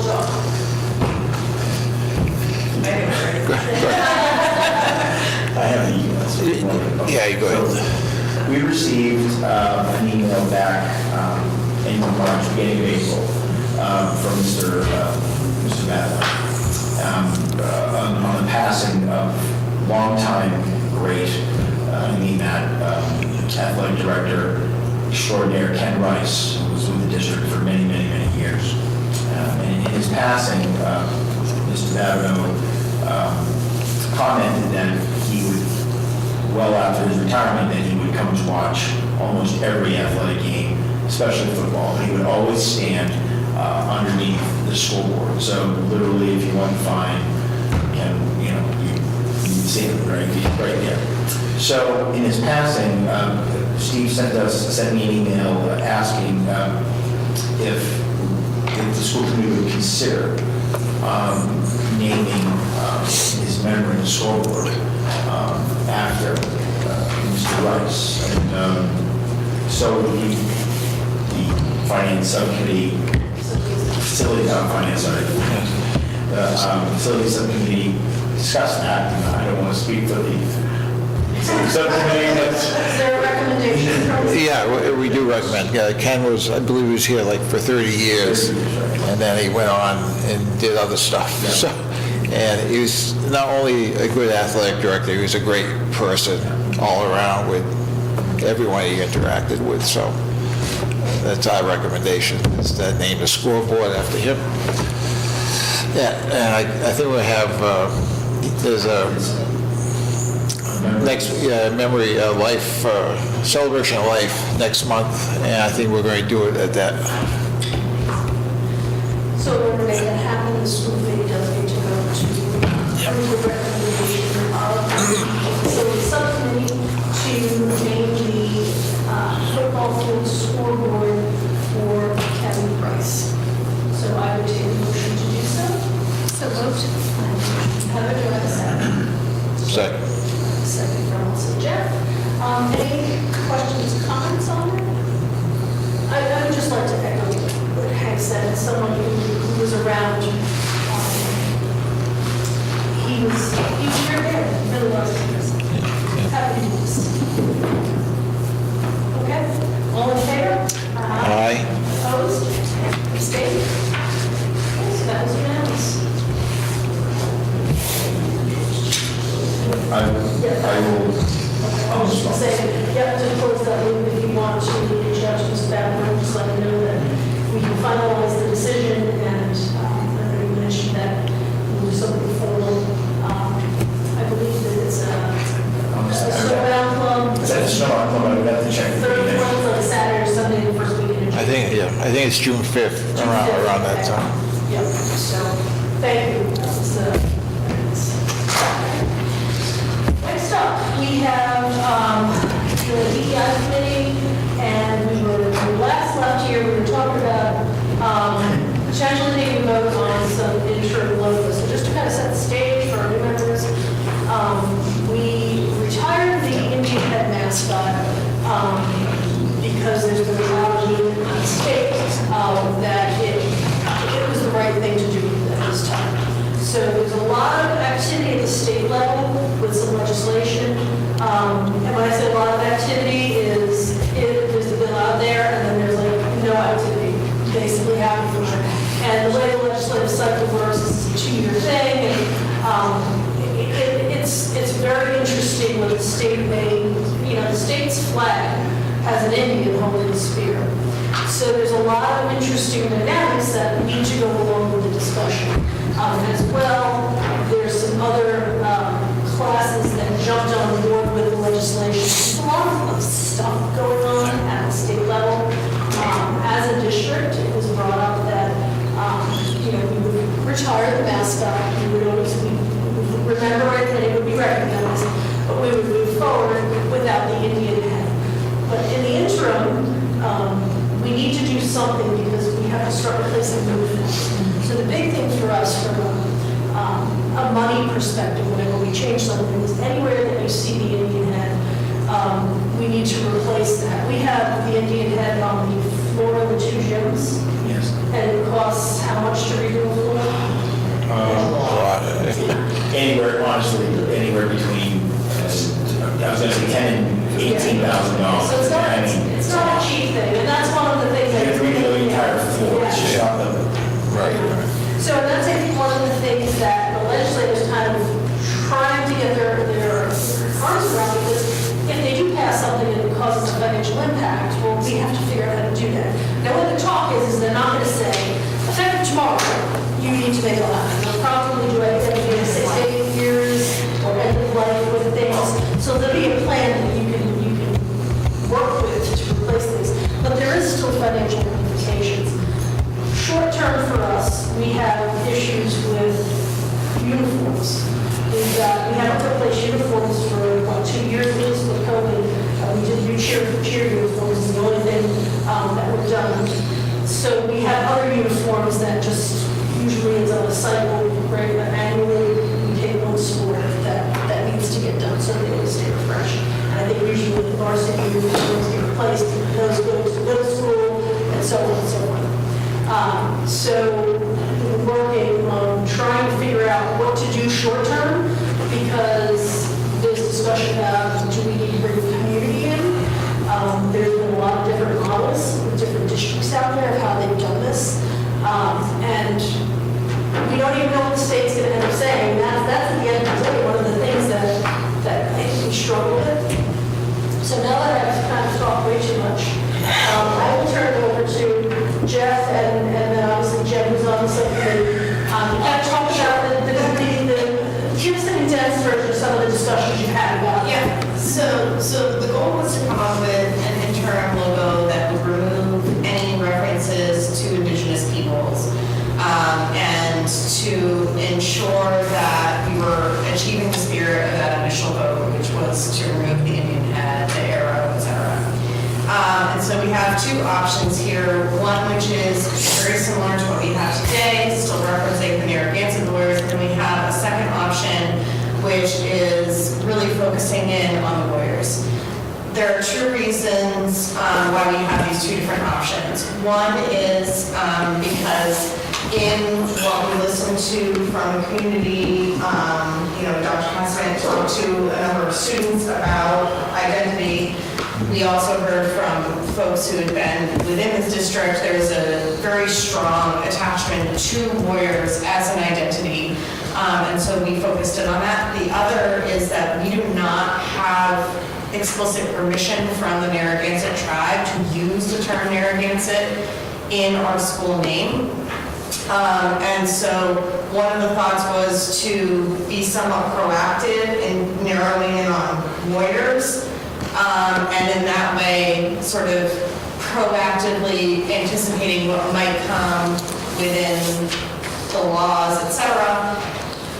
And already just narrowing in on an identity that is stronger within the community anyways, which is to lawyers. I would say what we've heard so far is that there's a stronger affinity to lawyers than to Narragansett. So these are the two options. Would you add or change or augment, I guess? No, just so what you, feeling on the screen, it really are just two different options. It depends on the uniform, the background that the logo would actually be on. And then, I'm not sure. Well, I hate to leave this out, I do just want to point out that part of the legislation is not calling for name changes, and just so that, because we have to change the name of the state. I mean, it's like, this is, and I think that's why this legislation is having so much. How do you do that? How do you respect, people, and it is a very interesting, intricate discussion. But I know that one of the things that we were looking at is we need a short-term, which could turn into a longer-term solution, because we need to get some uniforms. That's kind of, we've got kids who need to have something put on themselves to represent the school that don't have holes and look like they're 12 years old. So. Can I ask a question? Sure. Just a practical question. If the uniforms have, our colors are blue and white, right? So if the uniforms have some background, how, without that being outlined in white or black, will that show up? So these still need to go through the graphic designer to get them finalized. These are concept only. You have a very good point. There would need to be something. Or conversely, if the uniform was white. Right, so usually with any logo, there's two color versions, a dark version, a light version, and then there's a version to go on black. So this is concept only, so that we can then give it to a graphic designer to finalize it. But it made sense for us to vote on this before we spend any more time with a graphic designer, so that we can at least say, we know we want to go with the W, or we know we want to go with the N, and here, help us finalize this. In general, on the uniforms, they go over one spaces, usually the adults and we have now. Yeah, I just remember when we had some designs earlier, some of them were outlined. Yes. But that might come later. So that would come, yeah. Okay, thank you. I'll just share my thoughts, and I kind of already had a conversation with both Jeff's passing. Because I think this could potentially be a much bigger issue, and we really need to bring the community in on, I looked at this as an interim, and it could be a final solution, but really as an interim step to help us move forward. We're not going to tell everybody out there that your letterhead needs to have it, like, that's already has the district seal. We already made a lot of those changes. And I kind of feel strongly that our students who are going to be wearing this, because this is really focusing on uniforms, should maybe have a chance to give an opinion on what they might prefer, I think. And that's just something that I thought of, and I don't know if anyone else has any thoughts or agrees with that, or thinks that there might be some pitfalls with putting it out to the students. And then we have to think how to do that, so they understand why they're being asked to do this. And I think that's the key piece, is, we're not just changing something because we feel like it. There's a whole reason behind this, and they should be aware of that. And I agree. I would love to put it in front of the students as well, as long as they're given the context for why they're having this vote. And it's not just a, do you like the N better or the W better? So that they have an opportunity to get exposed to, this is something that's happening at the state level. There's conversations around this, so that they can get even exposed to that legislative side of things. It's a good educational opportunity. So I think that's a great way to go, as long as they're given context. And it's not, I know there's been votes on the logo in the past, it really was, which one do you like better?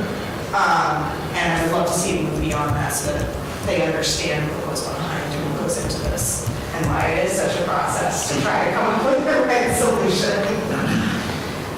I feel strong to the dish that input. I think originally, when it was first chosen back in 50s, 58.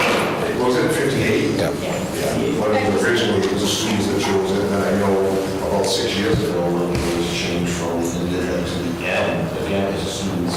It was actually reverse. We had two logos for some reason, all around. So we put out a survey to the community and to the students to say, okay, this is an N spear, and it was the warrior head. Which one do you like?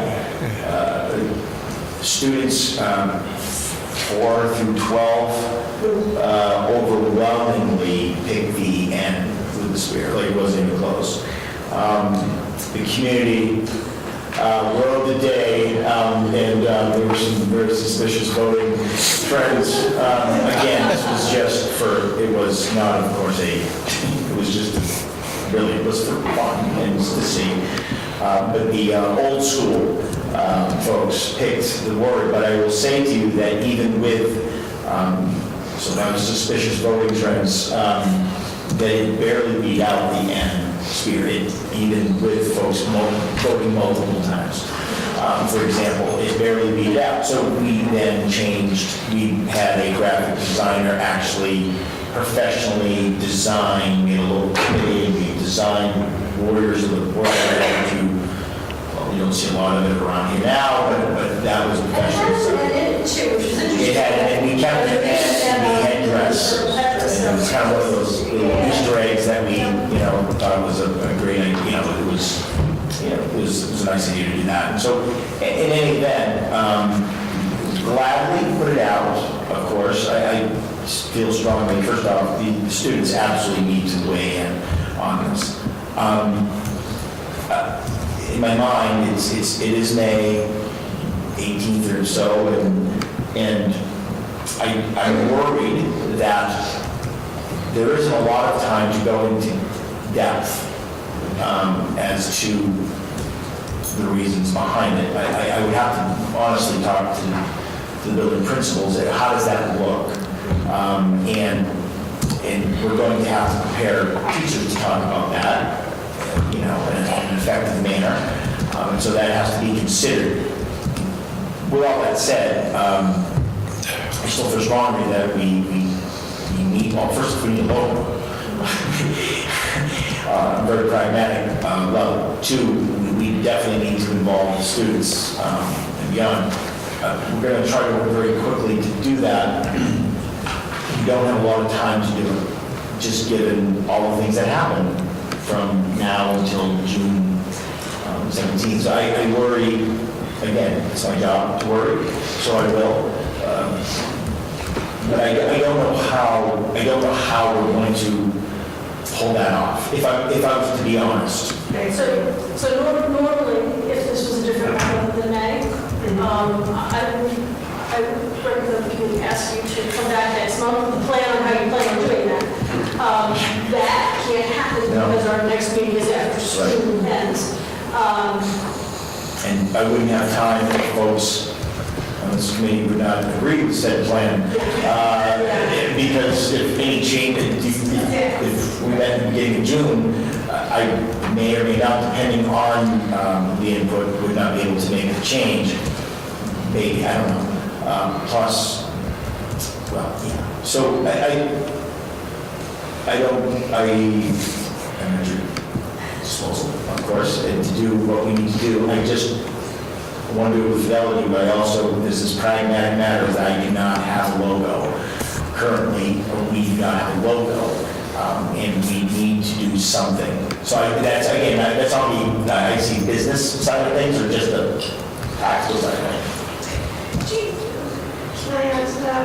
I completely support what Dr. Cassidy said, and I completely agree that we should have student input, but from a practical point of view, there's only so many staff meetings remaining to get to educate staff so they understand the issue between 4th or 12, the 4th grade through, middle school at least. The teachers would really have to be able to deliver it. There's end of year STAR testing, there's field trips like they just go over MCAS. I just think it's a hard time of year to coordinate. So is the recommendation, because it's interim and it's not final, that the school committee make a decision now so that you can move forward? Or is the recommendation that we have the students vote, but we recognize that it's going to be a very limited amount of context? So I guess I'm not understanding what the recommendation is. The recommendation is that my recommendation is that we have them vote on the N or the W.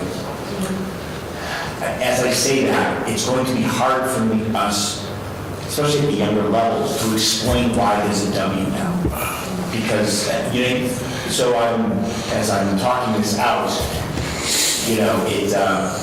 it might even be just as difficult, just thinking about this. We're going to have to explain something. I don't know with how much zeal we can do that, right? Just given the time constraints. I think the N is known to this district. We currently use it on university. Absolutely, and one of the designs currently, without the spear, was an action, right? So the kids have seen it, adults have seen it, we know what it is, we've got that. I don't know that, I think the Warrior W will be harder to explain. I just do, because then we're going to have, we're going to just be like, just eat it. Like as a kid, your parents say, I don't eat, just eat it. It's a W, don't worry about it. Which one do you like? And the W, we would want to add some context to that, I think, as we move forward. So I think that, that's what I'm worried about. So, What uniforms are for replacement that we're looking at? Because, as I said, so they're trying to track, they use an M, because there's no room for. yeah, because they're older, right? So depending on what it is, we could look to, let's continue on the path that we can for this year, for this cycle of uniforms, then give the kids the opportunity to weigh in on something as we begin to understand what the state's going to require. We want community input. There's a whole host of things that we really need to get done. And maybe that'll give more time, which is, I get it, 3, 4. I just want to make sure that I do the job that you want me to do. I don't know the You need to answer. order uniforms, and if you need to order uniforms now, then I'm not in disagreement, Sure. that they make the most sense Yeah. to just go in the end and to save a vote for a time when we can actually put the right amount of effort into giving the right, so like, if we just need to order a uniform, you get no argument from any uniform I say it. I agree. You get no argument for me as to, like, there are practicalities we have to consider in making a change. And I want to do a change in the right way that does actually involve the students and the community to the right degree, depending on exactly what it is. Exactly. So like, I'm on the same page with you. This is a practical matter. It is not a, what is the future of our logo matter. So with that being said, do we want to ask Dr. Kazan to report back at the next meeting, whatever it is, to just kind of come up with a general, how would we put this in front of the students? I know we drafted in the summer, might be a topic, you can say, hey, we want to do this, how we do, so that when we come back and we want to bring this up, maybe in August, that you'll have some thoughts on, okay, so this is how we think this could be done. And then we can decide at that point to motion the right things so that we can. And I think that, quite frankly, that we might want to get to the middle and high school for now. We have a professional, this is the right word, we already have a professional end. We do. Meaning from before, it was, and all we'd have to do, of course, is just subtract out the sphere. So we have that, and it's in the format in which we can utilize for uniforms, whatever the case may be. And middle school is 5th grade now. Right, so it's just interestingly that in my, again, 6, 7, 8 is middle, right? So we can, my recommendation would be allow me just to go with the end that we already have in design without the sphere.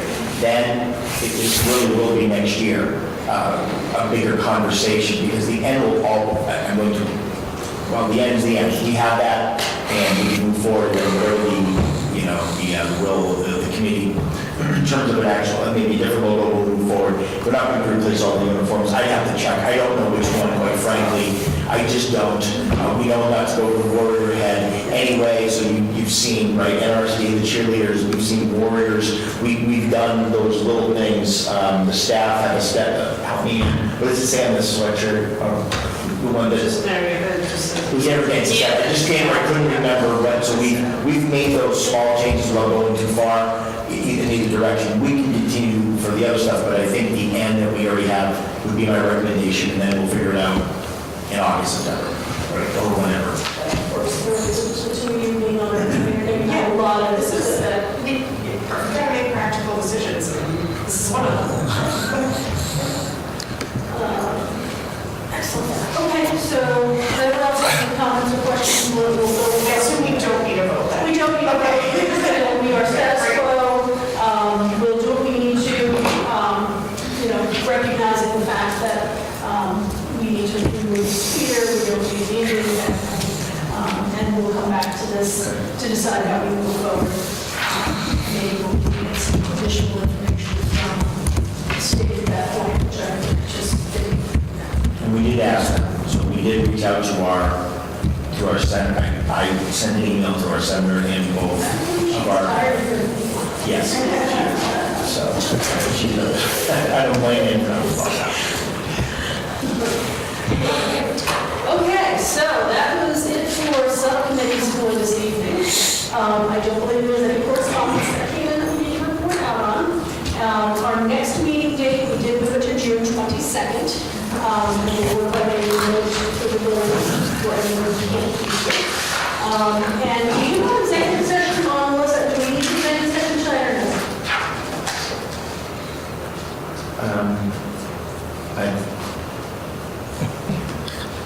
I need a quick one. Okay, that's well, I'm we're sorry. meeting till the 22nd, so there's a lot of time. So we will go into executive session tonight then to discuss strategy with respect to collective bargaining, litigation with the NDA and the DLCW. As an open meeting, may have detrimental effect on the bargaining and litigation position of the public body and the chair's concurrence. This meeting will not return to open session immediately following. Do I have a motion as such? I have a motion by Jeff, do I have a second? Second. And a second by Jen. I'm going to do roll call. Ken? Aye. Heather? Aye. Katie? Aye. Jen? Aye. Jeff? Yes. And I say yes, so we are going to